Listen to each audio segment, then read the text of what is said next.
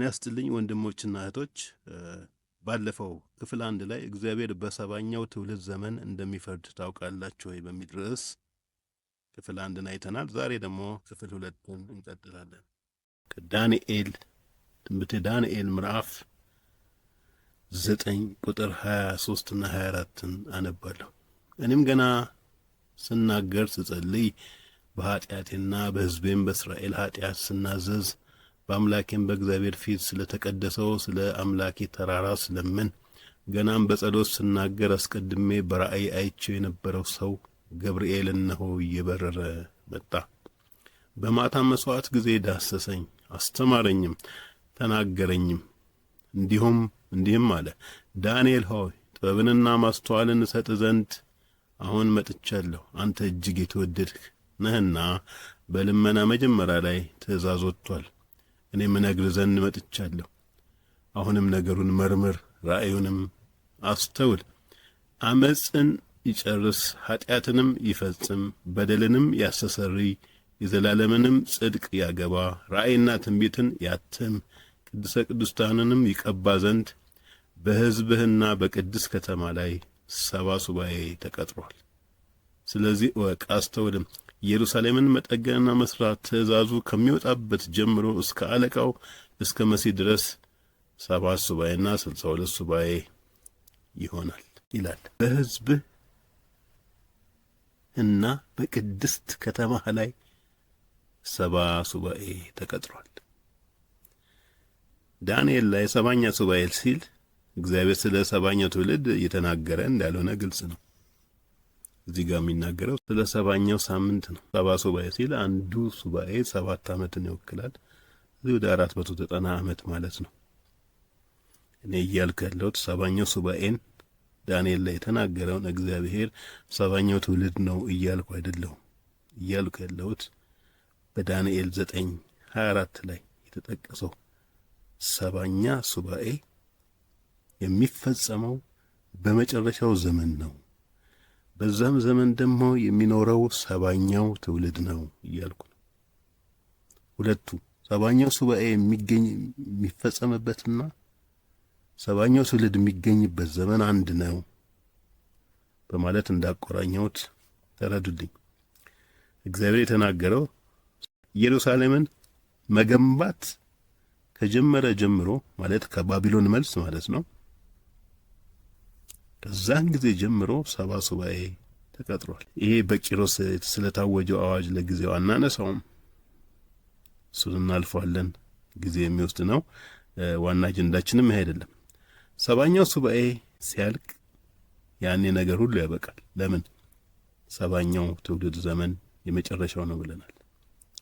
ስለዚህ እኔ እያልኩ ያለሁት 7ኛው ሱባኤ ማለትም የመጨረሻው 7 ዓመታት የ7ኛው ትውልድ ዘመን ነው ማለት ነው። እንዲህ ብሎ የሚጠይቅ ሰው ሊኖር ይችላል።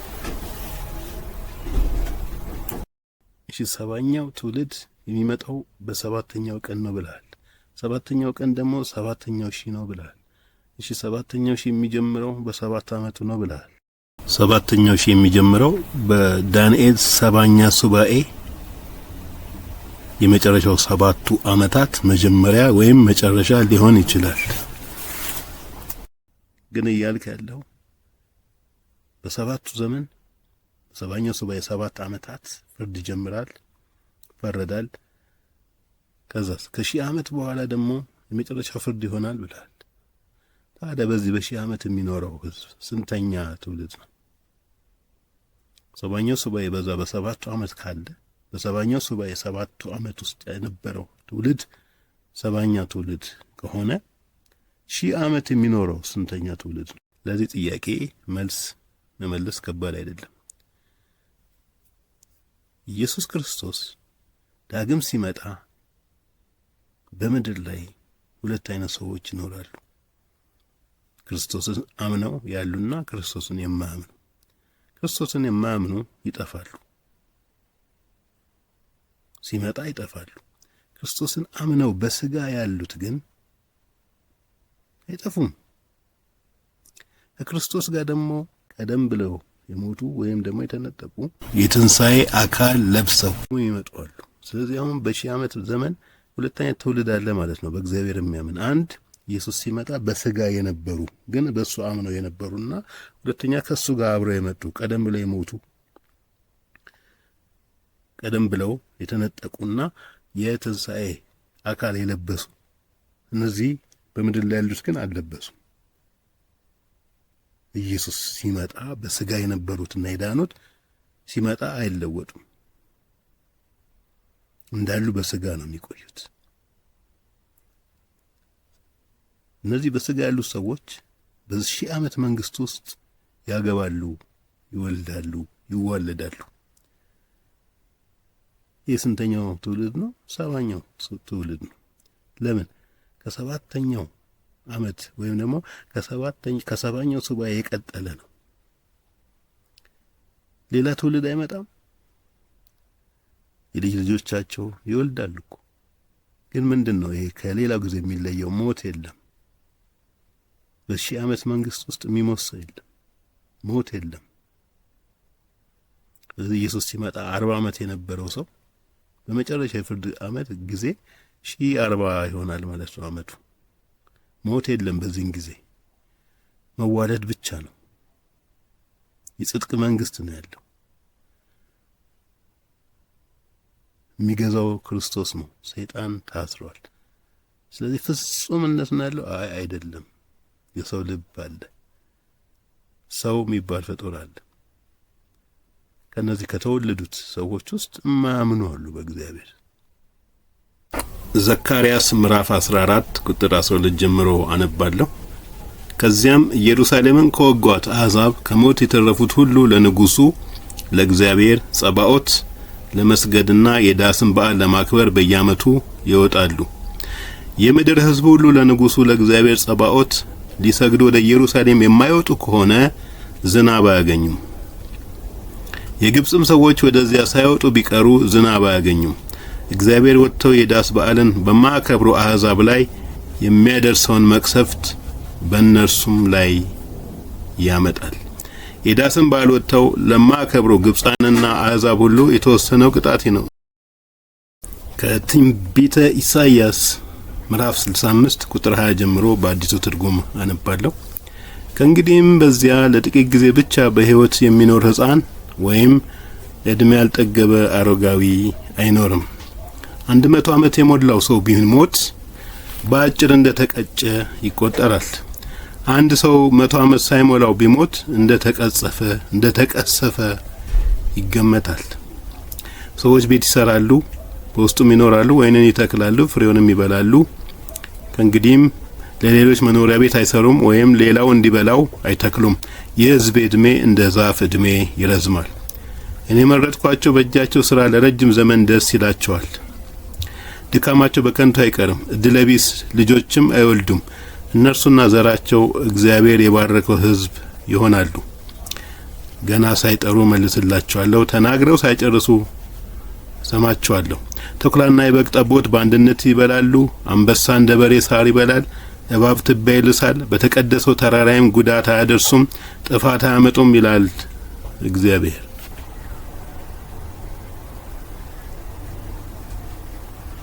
ስልሳ 65 ላይ በማይታዘዙ ሰዎች ላይ መቅሰፍት እንደሚሆን የእግዚአብሔር ቃል ይናገራል። ስለዚህ በመቅሰፍት የሚሞቱ ሰዎች እንዳሉ ከዚህ ቃል እንረዳለን። ስለዚህ በአጠቃላይ ፈጽሞ ሞት የለም ማለት ሳይሆን ሰው ሁሉ እግዚአብሔርን ከታዘዘ አይሞትም ማለት ነው። ግን በአመጽ የሚንቀሳቀሱ ሰዎች በተለይም ደግሞ ዘካርያስ ላይ እንደሚናገረው የዳስ በዓልን ለማክበር ኢየሩሳሌም የማይመጡ መቅሰፍት እንዳለባቸው ይናገራል። ሰው የሚባል ፍጡር አለ። ከነዚህ ከተወለዱት ሰዎች ውስጥ የማያምኑ አሉ በእግዚአብሔር። ስለዚህ አለማመን አለ፣ ኃጢአት አለ ማለት ነው። ስለዚህ እነዚህ ሰዎች እየተዋለዱ ይሄዳሉ። ይሄንን እንደ ሰባኛው ትውልድ ነው የምንጠራው እንቆጥረው። ሞት ስለሌለ ከሌላው በማነጻጸር በሎጂክ ከሄደን አያስኬድም። ግን ከዛ አንጻር ነው የመረዳው። ስለዚህ ሰባኛው ሱባኤ ሰባኛው ትውልድ ኢየሱስ ሲመጣ በስጋ ያለና ከሺህ ዓመት በኋላ ደግሞ ፍርድ ሲሆን ያለው ትውልድ ነው ማለት ነው። ለዚህ ትውልድ 1000 ዓመት በእግዚአብሔር መንግስት ውስጥ ይኖራል ማለት ነው። በዚህ ጊዜ መዳን አለ፣ ወንጌል ይሰበካል። ምክንያቱም የእነዚህ ሰዎች ልጆች የልጅ ልጆች ወንጌል መስማት አለባቸው። ወንጌልን መስማት አለባቸው። ይሰበካል፣ ወንጌል ይሰበካል። እነዚህ በስጋ ያሉ ሰዎች ወንጌል መስማት ስላለባቸው ወንጌል ይሰበካል፣ ጽድቅ ይሰበካል። 1000 ዓመቱ ሲያልቅ ግን ሰይጣን ይፈታል ይላል። ስለዚህ በጣም ብዙ ሚሊዮኖችን ያስታል ከነዚሁ ሰዎች። ስለዚህ እሱ ለማሳት እድል ከተሰጠው ወንጌልን ለመስበክ እድል ይሰጣል ማለት ነው። አንዳንድ ሰዎች በ1000 ዓመት ዘመን ወንጌል ምናምን የለም ይላሉ። እሱ የሚያስኬድ አይደለም። ወንጌል ከሌለ ኩነኔም የለም። የመዳን መንገድ ከሌለ የመጥፋት መንገድ የለም። ሰዎች ወንጌል ሳይሰበክላቸው ከርመው ሰይጣን በ1000 ዓመት ዘመን መጨረሻ መጥቶ እንዲሰብካቸውና እንዲጠፉ ማድረግ ከእግዚአብሔር ባህሪ አንጻር አብሮ የሚሄድ አይደለም። ስለዚህ ወንጌል እየተሰበከ ነበር። ከዛ እነዛ ሰዎች ደግሞ ፈተኑ ዘንድ ይገባል። ሰይጣን መጣ፣ ፈተናቸው። የሳተው ሳተ፣ የተከተለው ተከተለ። በመጨረሻ ክርስቶስን ለመዋጋት መጡ፣ ጠፉ። የመጨረሻው ፍርድ ሆነ። በክርስቶስ ያመኑት ወደ መንግስት ሰማይ፣ ያላመኑት ደግሞ ወደ ገሃነመ እሳት ይሄዳሉ ማለት ነው። ይሄ ራሱን የቻለ ርዕስ ስለሆነ ይሄን በዚሁ እንስጋ። ተጨማሪ ማብራሪያ የምትፈልጉ ግን ኮሜንት ላይ ጻፉልኝ። እንግዲህ ዳንኤል 9:27 ላይ እንደሚል ቃል አለ። ዳንኤል 9:27 በሱባኤው እኩሌታ ማለት በሰባኛው ሱባኤ እኩሌታ መስዋዕቱንና ቁርባኑን ያስቀራል። በርኩሰት ጫፍ ላይ አጥፊው ይመጣል። እስከ ተቆረጠው ፍጻሜ ድረስ መቅሰፍት በአጥፊው ላይ ይፈሳል ይላል። የፈለኩት ቃል ምን የሚለው ነው? እስከ ተቆረጠው ፍጻሜ ድረስ። እስከ ፍጻሜ፣ የምን ፍጻሜ? የዓለም ፍጻሜ። እስከ ዓለም ፍጻሜ ድረስ እግዚአብሔር አጥፊውን ይበቀለዋል። በሱባኤው እኩሌታ ግን እሱ መስዋዕቱን ያስቀራ ይላል። ለማንኛውም እስከ መጨረሻ ድረስ የሚለውን ለማሳየት እስከ ተቆረጠው ፍጻሜ ድረስ። እንግዲህ በሱባኤው እኩሌታ በ7 ዓመቱ እኩሌታ ላይ አጥፊ ይመጣል፣ ግን እስከ ተቆረጠው ፍጻሜ ድረስ መቅሰፍት በአጥፊው ላይ ይፈሳል። እስከ ተቆረጠው ፍጻሜ፣ እስከ ፍጻሜው። የሱ ፍጻሜ ብቻ አይደለም፣ የዓለምን ፍጻሜ ነው። እስከ ዓለም ፍጻሜ። ስለዚህ የዓለም ፍጻሜ ከ7 ዓመቱ በኋላ ነው ማለት ነው። በአጋማሹ ላይ እሱ ይገለጣል ይላል። እንግዲህ ዳንኤል 9:24 ሰባኛው ሱባኤ ማለትም የመጨረሻው ነው። ይህ ደግሞ በዘፍጥረት 4:27 መሰረት ላሜ በተናገረው እግዚአብሔር እኔን የገደለኝን 7 ጊዜ 7 ይበቀለዋል የሚለውን ማለት ነው። እሱ መሰረት ሰባኛው ትውልድ ዘመን ወይም ደግሞ ሰባተኛው ቀን ማለት ደግሞ 7ኛው ሺህ እንደሆነ ይወሰድ። እንግዲህ እዚህ ጋር ይላል አመጽን ይጨርስ ይላል። ቅድም ያነበብነው ቃል በሕዝብ ላይ 70 ሱባኤ ተቀጥሯል። በዚህ 70 ሱባኤ ላይ የሚፈጸም ነገር አንድ አመጽ ይጨረሳል፣ ኃጢአት ይፈጸማል፣ በደል ያስተሰርያል፣ ስርየት ያገኛል፣ የዘላለም ጽድቅ ይገባል፣ ራእይና ትንቢት ይታተማል፣ ቅድስተ ቅዱሳንም ይቀባል። በዚህ ሁሉ ይሄ መቼ ነው የሚሆነው? በ70 ሱባኤ ማለት አጠቃላይ የሚፈጸመው በ70 ሱባኤ ነው ይላል። አመጽ ይጨረሳል። ልብ በሉ፣ በዚህ 70 ሱባኤዎች ውስጥ አመጽ ያልቃል። አመጽ አይኖርም ከዛ በኋላ። ስለዚህ አመጽ የሚያልቀው ያው የ70ኛው መጨረሻ ላይ ነው። ግልጽ ነው። ሁለተኛ ኃጢአት ይፈጸማል። ከዛ በኋላ ኃጢአት አይኖርም። ግልጽ ነው። ከዛ ፊት ስላለ በደል ስርየት ይኖረዋል። እርግጥ ነው በደል ስርየት የተፈጸመው ከ70ኛው ሱባኤ በፊት ኢየሱስ ክርስቶስ በቀራንዮ መስቀል ስለ ኃጢአታችን በሞተበት ጊዜ ነው። ግን ምን ማለት ነው? ስርየት ግን እስከዛ ድረስ አለ። በደል እስከዛ ስርየት አለው። እስከዛ የዘላለም ጽድቅ ይገባል። በመጨረሻም የዘላለም ጽድቅ ይኖራል። ዘላለማዊ ጽድቅ ያው ጽድቅ ያገኘነው በክርስቶስ ነው፣ በማመን ነው። ስለዚህ ዘላለማዊ ጽድቅን ነው የምናገኘው። ስለዚህ ያ ዘላለማዊ ጽድቅ ይገባል። ዘላለማዊ ጽድቅን ሰዎች ይቀበላሉ። በዚህ ጊዜ ራእይና ትንቢት ይታተማል፣ ቅድስተ ቅዱሳንም ይቀባል። ይህ ሁሉ መቼ ነው የሚሆነው? በሕዝብና በቅዱስ ከተማ ላይ 70 ሱባኤ ተቀጥሯል። ይህ ሁሉ ይፈጸም ዘንድ ይላል። ስለዚህ እዚህ ጋር አመጽ በዚህ ጊዜ ጨረሳል። አመጽ የሚጨረሰው በሰባኛው ሱባኤ መጨረሻ ነው። ለምን? 69ኛው ላይ አመጽ ስለሚኖር። እንግሊዘኛው bring an end to rebellion ይላል፣ ወይም bring an end to transgression ይላል። ስለዚህ መቼ ነው አመጽ የሚጠናቀቀው? በመጨረሻው ትውልድ ዘመን ነው። ስለዚህ ሰባኛው ትውልድ የአመጽ መጠናቀቂያ ትውልድ ነው የሚለው ለዚህ ነው። ኃጢአት ይፈጸማል ይላል። እንግሊዘኛው sin will be forgiven ይላል።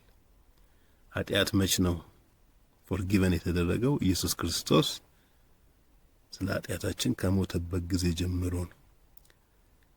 እንደገና ሌላ ትርጉም end sin ይላል። ኃጢአት ይፈጸማል። ከዛ በኋላ ኃጢአት አይኖርም።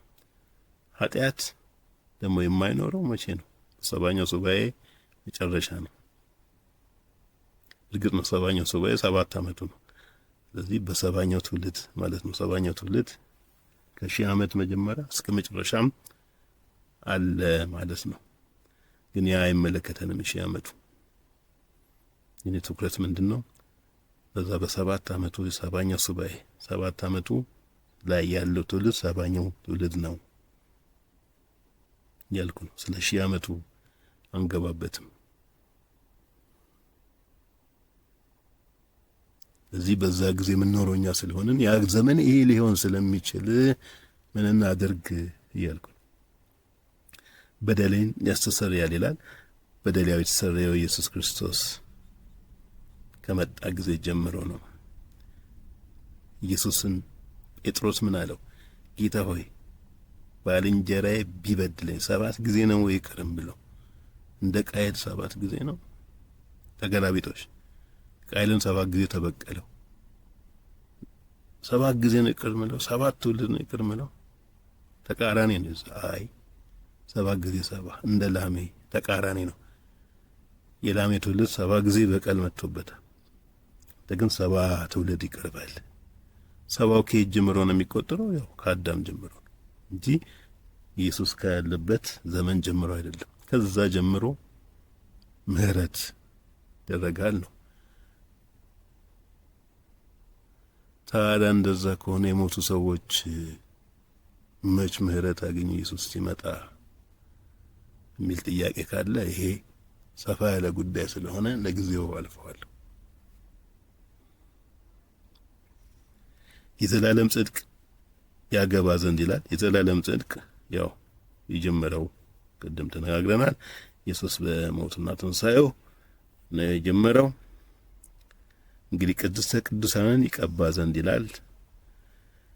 ቅድስተ ቅዱሳን ይቀባ ዘንድ የሚለው ይህም በሰባኛው ሱባኤ ዘመን ነው። ቅድስተ ቅዱሳንን ይቀባ ዘንድ ሲል ይሄ የትኛው ቅድስተ ቅዱሳን ነው? የሚናገር ስለ ሐሰተኛው ክርስቶስ ነው ወይስ በሺህ ዓመት መንግስት በክርስቶስ ዘመን ክርስቶስ አገዛዝ ዘመን ስላለ ቅድስተ ቅዱሳን ነው ለሚል ሰው 7 ሱባኤ በቅድስት ከተማ ላይ ተቀጥሯል የሚለው። ስለዚህ የሚናገረው ስለ 7ቱ ዓመት ነው። ስለ ሰባኛው ሱባኤ 7ኛ ዓመት ስለሆነ ይሄ አመፀኛው ስለሚሰራው ቤተ መቅደስ ነው። ለጊዜው ዳንኤልን እያጠናን ስላልሆነ እሱ ይቀባል ወይ የሚል ጥያቄ ለጊዜው እንለፈው። በተለይ እኔ እዚህ ጋር ትኩረት አድርጌ የመጣሁት አመጽ ያልቃል ኃጢአት ይፈጸማል የሚለውን ለማየት ነው። ስለዚህ ሐሳባችንን ሰብሰብ ላደርግና ጨርሰው ላሜ እንዲህ አለ። ቃየል ንጹህ ሰው ገድሎ እግዚአብሔር 7 የሚገልህን ሰው 7 ትውልድ አጠፋለሁ አለው። እኔ ደግሞ የበደለኝን የገደልኩት። ስለዚህ ለኔ የሚደረግልኝ ፍትህ ከቃየል በብዙ እጥፍ መብለጥ አለበት። ስለዚህ 7 ጊዜ 7 ነው እኔን ገዳይ እግዚአብሔር መበቀል ያለበት አለ። እና እኛ ምንድነው ያልነው? እሺ ይሆንልህ፣ ነገር ግን አንተም ገዳይ ስለሆንክ 7 ጊዜ 7ቱ ባንተም ላይ ይፈጸማል። ሁለተኛ 7 ጊዜ 7 ደግሞ ገዳዮችም ያንተው ትውልድ ስለሆኑ፣ ያንተው ቤተሰቦች ስለሆኑ፣ ያንተው ልጆች ስለሆኑ የተናገርከው ትንቢት የሚፈጸመው በዛው በልጆች ነው ብለናል። ከዛ ሌላ ጥያቄ አነሳን። አይ በጥፋት ውሃ የላሜህም ቤተሰብ የኖህም ዘር ከኖህ 3 ልጆች በአጠቃላይ 8 ነፍሳት ውጪ ጠፍቷል። ታዲያ ይሄ ትንቢት የሚፈጸመው በማን ላይ ነው ለሚለው የእግዚአብሔር ቃል የሚፈጸመው በአመፀኛ ሰው ላይ ነው። ስለዚህ የላሜ ትውልድ ቢጠፋም የኖህ ትውልድ ቢጠፋም የኖህ ትውልድ የቀጠለ ስለነበረ ከኖህ ልጅ ከነዓን የተባለው ስለተረገመ ይሄ ርግማን እሱ ላይ ይሰራል ብለን እዚህ በዛ እየቀጠለ ሄዷል የሚል ሐሳብን አንስተናል። ጌታም ጴጥሮስን 7 ጊዜ 7 ይቅር በል ሲለው 7ኛው ትውልድ ዘመን እስኪያልቅ ድረስ ምህረት አለ። 7ኛው ትውልድ ዘመን ደግሞ በ7ኛው ቀን ነው። 7ኛው ቀን ደግሞ እግዚአብሔር ያረፈበት 7ኛው ቀን ነው። ጴጥሮስ ላይ እንደሚናገር በእግዚአብሔር ዘንድ 1 ቀን 1000 ዓመት ነው ይላል። በእግዚአብሔር ዘንድ 1 ቀን በእኛ ዘንድ 1000 ዓመት ነው። እግዚአብሔር 1 ቀን ሲል ሰው ጋር የሚመነዘረው 1000 ዓመት ነው። ስለዚህ እግዚአብሔር በ7ኛው ቀን አረፈ ይላል። 7 ቀን ወደኛ ሲመነዘር 7ኛው 1000 ማለት ነው። ስለዚህ በ7ኛው 1000 ዘመን የሚነሳው 7ኛው ትውልድ ነው። የሚጀምረው ግን በ7 ዓመቱ የመከራ ዘመን ነው። ዳንኤል ደግሞ ይህን የ7 ዓመቱ መከራ ዘመን 7ኛው ሱባኤ ብለዋል። ስለዚህ 7ኛው ሱባኤና 7ኛው ትውልድ በአንድ ዘመን የሚፈጠር ክስተት ነው። ለዛ ደግሞ ነገሮች ሁሉ አልቀዋል። ስለዚህ ይህ 7ኛው ትውልድ እኛንን ብለን እናምናለን። ስለዚህ ምን እናድርግ የሚለውን እያየን ነበር የመጣ ነው። ከዳንኤልም ወስደን አመጻ ይፈጸማል፣ ኃጢአትም ይጠናቀቃል በ7ኛው ሱባኤ የሚለውን ቃል አየን። ስለዚህ አሁን ወደ ማጠቃለያው እንሂድ። ምን እናድርግ? ብዙ ጥቅስ መጥቀስ አልፈልግም። አዲስ ኪዳን ብዙ ያሳስበናል። ካመንበት ጊዜ ይልቅ መዳናችን ወደኛ ቀርቧል ይላል። የዛሬ 2000 ዓመት ነው ይህ ቃል የተጻፈው። ካመንበት ጊዜ ይልቅ መዳናችን ቅርብ ነው። በቃ ጌታ ሊመጣ ነው፣ በደጅ ነው። ጌታም ደግሞ በድንገት እመጣለሁ ስለሚል 7ኛው ትውልድም እኛ ስለሆንን ለምን እነ ጳውሎስም እንነጠቃለን ብለው ያምኑ እንደነበረ ወደፊት እንዳልወረወሩት በእኛ ጊዜ ጌታ ይመጣል ብለው እንዳመኑ ሁሉ እኛም 7ኛው ትውልድ እኛ ነን ብንል ትክክል ነን። ግን እኮ ላይሆን ይችላል። ላይሆን ይችላል፣ ሊሆንም ይችላል። 7ኛው ትውልድ ልንሆንም እንችላለን፣ ላንሆንም እንችላለን። አይደለንም ብለን ሚስ ከምናደርግና ከምንጠፋ ነን ብለን ይዘን ብንተርፍ ይሻላል፣ ልንሆንም ላንሆንም ስለምንችል። ስለዚህ ነን የሚለውን እንያዝና ምን እናድርግ ነው የምናደርገው? በጌታ ያለን ሰዎች መሰዊያችንን እናድስ። መሰዊያ ማደስ ምንድን ነው? ወደ ጌታን እንፈልግ፣ እንንበርከክ፣ እንጸልይ፣ ቃሉን እናንብብ፣ ራሳችንን እንፈትሽ። ማንም የቆመ የሚመስለው እንዳይወድቅ ይጠንቀቅ እንደሚል ራሳችንን እንፈትሽ። ልባችን ከጌታ ጋር ምን ያህል አብሮ እየሄደ ነው? ራሳችንን እንፈትሽ። ህይወታችን እንዴት ነው? ለሰው ያለን አመለካከት ጥላቻን የተሞላ ነው? ራሳችንን እንፈትሽ። ምክንያቱም ወንድሙን የሚጠላ ገና በጨለማ አለ ነው የሚለው፣ አልዳንም ነው የሚለው እግዚአብሔር ቃል። ስለዚህ ራሳችንን እንፈትሽ፣ በእግዚአብሔር ፊት ራሳችንን እንፈትሽ፣ ራሳችንን እናስተካክል፣ መሰዊያችንን እናድስ፣ በጓዳችን ከእግዚአብሔር ጋር ህብረት እንፍጠር፣ ቃሉን እናንብብ። ከእግዚአብሔር ጋር ህብረት ስንፈጥር ከሌሎች ሰዎች ጋር ህብረት መፍጠር አይከብደንም። እዚህን የማሳስባችሁ መሰዊያዎቻችሁን አድሱ፣ በእግዚአብሔር ፊት መጸለይ ጀምሩ፣ ከእግዚአብሔር ጋር ህብረት ፍጠሩ፣ ጸልዩ፣ ቃሉን አንብቡ። ከዛ መንፈስ ቅዱስ ያገዛችኋል። ብዙ የተራገፉ ጸጋዎች ይመለሳሉ፣ ይስተካከላሉ። ከሌሎች ሰዎች ጋር ያላችሁን ሪሌሽንሺፕ ግንኙነት እግዚአብሔር ያድሰዋል። ስለዚህ ምላችሁ ምንድነው? መሰዊያችሁን አድሱ። በጌታ ያልሆናችሁ፣ በጌታ ያልሆናችሁ ማለት ምን ማለት ነው? ከጌታ ጋር የጌታን ሞትና ትንሣኤውን አምናችሁ፣ ዳግም እንደሚመጣ አምናችሁ፣ ከድንግል ማርያም እንደተወለደ አምናችሁ፣ ለኃጢአታችን እንደሞተ አምናችሁ ዳግም ተወልዳችሁ ከጌታ ጋር ኅብረት ያልፈጠራችሁ ሰዎች ዛሬ ወስኑ። ልባችሁ ያውቀዋል። እኔ ድኛለሁ ካላችሁ ከእናንተ በላይ የሚያውቅ የለም። ግን ልባችሁ ያውቀዋል። ዛሬ ብትሞቱ ወደ እግዚአብሔር መንግሥት እንደምትገቡ እርግጠኞች ናችሁ። ልባችሁ ይመሰክራል። እርግጠኛ ከሆናችሁ ምንም ማድረግ አንችልም። ግን ዳግመኛ ያልተወለዳችሁ ከእግዚአብሔር ጋር ኅብረትን ያልፈጠራችሁ ያልገባችሁ ሰዎች ዛሬ ወስኑ። ክርስቶስን ለመከተል ወስኑ። ስለዚህ አሁን ሁለተኛ ጸሎት አደርጋለሁ። አንደኛ ለዚህ ለምትወስኑና ጌታን እከተላለሁ ለምትሉ ሰዎች ጸልይላችኋለሁ። እኔ የምጸልየውን ጸሎት በመጸለይ ከእግዚአብሔር ጋር ኅብረትን እንድትፈጥሩ ጸልያለሁ። እሺ፣ ከጌታ ጋር አምናችሁ መዳን ለምትፈልጉ ሰው በልቡ አምኖ ይድናል፣ በአፉም መስክሮ ይጸድቃል ስለሚል በልባችሁ አሁን የምታምኑትን በአፋችሁ በመመስከር ከኔ ጋር በመተባበር ወደ ጌታ ጸልያለን። እኔ የምለውን ትላላችሁ። ጌታ ሆይ ስለ ኃጢአቴ ሞተ አድነኸኛል። በደምህ የኃጢአት ስርየትን አግኝቻለሁ። ይህን አምናለሁ። ብቸኛ አዳኜ መሆንህን አምኛለሁ። የእግዚአብሔር ልጅ መሆንህን አምናለሁ። ጌታ መሆንህን አምናለሁ። እኔን ለማዳን ሥጋ ለብሰህ የኔን ሥራ ሰርተህ እንዳዳንከኝ አምናለሁ። በቀራንዮ መስቀል ሞተ ሦስተኛው ቀን ከሞት ለእኔ ብለህ እንደተነሳ አምናለሁ። ወደ አባትህ ክብር እንደገባህ አምናለሁ። በአብ ፊት ለእኔ የማለድክ እንደሆነ አምናለሁ። አሁን የአንተ ልጅ መሆን እፈልጋለሁ። አንተን መከተል እፈልጋለሁ። አዳኝ ላደርግህ እፈልጋለሁ። ጌታዬ ላደርግህ እፈልጋለሁ። በደም የኃጢአት ስርየት እንደሚገኝ አምኛለሁ። ካንተ ውጪ ሌላ መዳን እንደሌለ፣ መዳኛ መንገድ እንደሌለ አምኛለሁ። አሁን ልጅ አድርገህ እንድትቀበለኝ በጌታ በኢየሱስ ስም እለምንሃለሁ። ወደ ክብር መንግሥት አስገባኝ።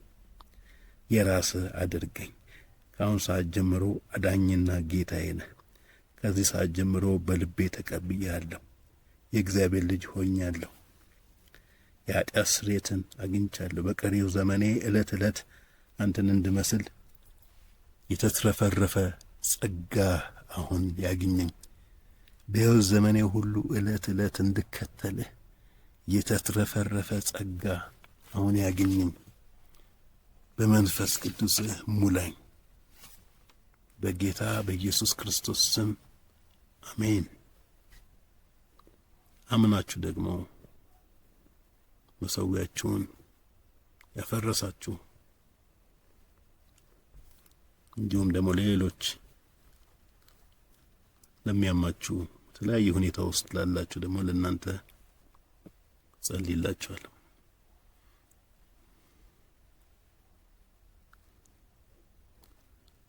ጌታ ሆይ በስሜ የምትለምኑትን እሰማለሁ እንዳልክ እለምንሃለሁ። አሁን ከኔ ጋር የሚጸልዩትን ጥያቄያቸውን እንድትመልስ እግዚአብሔር ሆይ እለምንሃለሁ።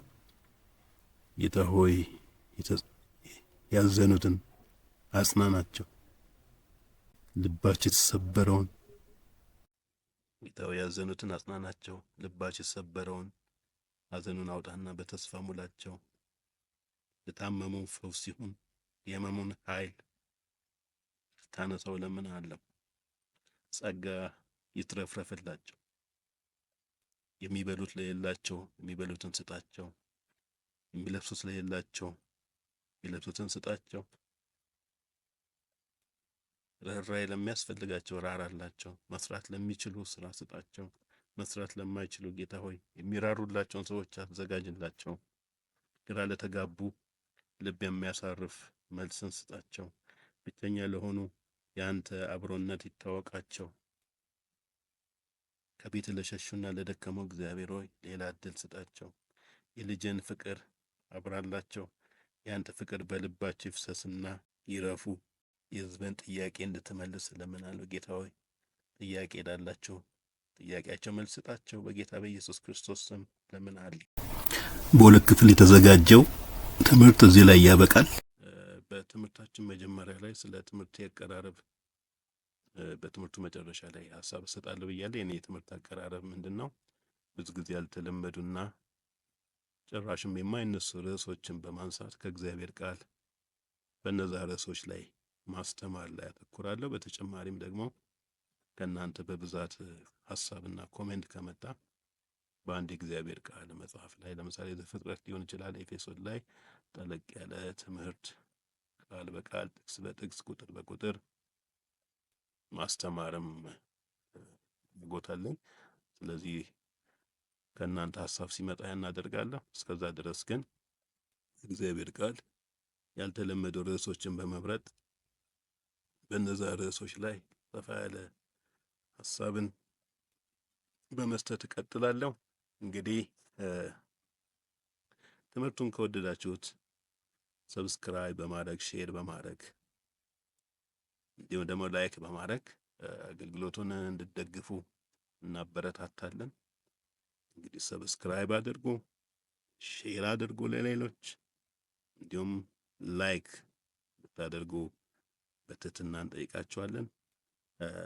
በሚቀጥለው ትምህርታችን እንገናኛለን። የሚቀጥለው ትምህርታችን የሚሆነው በዘፍጥረት ምዕራፍ 4 ላይ ነው። አሁን ምን እያደረኩ ነው ያለሁት? ዘፍጥረት ላይ 3 ምዕራፎችን በመምረጥ የዘፍጥረትን አጠቃላይ ሀሳብ በእነዛ ርዕሶች ላይ ተንተርሶ የማሳየት ነው። እንግዲህ ከሞላ ጎደል ምዕራፍ 4ን ስለ ቃየንና ስለ ላሜ አይተናል። በሚቀጥለው ደግሞ ስለ አቤልና ስለ ቃየል እናያለን። ስለ ዘፍጥረት 3 ስለ ውድቀት እናያለን። በመጨረሻም ምዕራፍ 6 ላይ ሄደን ስለ ጥፋቷ በፊት የሆነውን ነገር እናያለን። እነዚህ ሶስቱ ምዕራፎች አጠቃላዩን የፍጥረትን ሐሳብ ይሰጡናል ብዬ ስለማምን ነው። የሚቀጥለው ርዕሳችን የሚሆነው መልካሙ እግዚአብሔር የሚያጠፋ በለስን እንዴት በገነት አስቀመጠ የሚል ነው። መልካም የሆነው እግዚአብሔር የሚያጠፋ በለስ እንዴት በገነት አስቀመጠ። እግዚአብሔር በበለሱ ምክንያት ሞት እንደሚመጣ እያወቀ ለምን ያንን የበለስ ፍሬ ወይም የተከለከለ ፍሬ በገነት አስቀመጠ በሚለው ርዕስ ላይ እንነጋገራለን። እስከዛው ሰላም ሁኑ።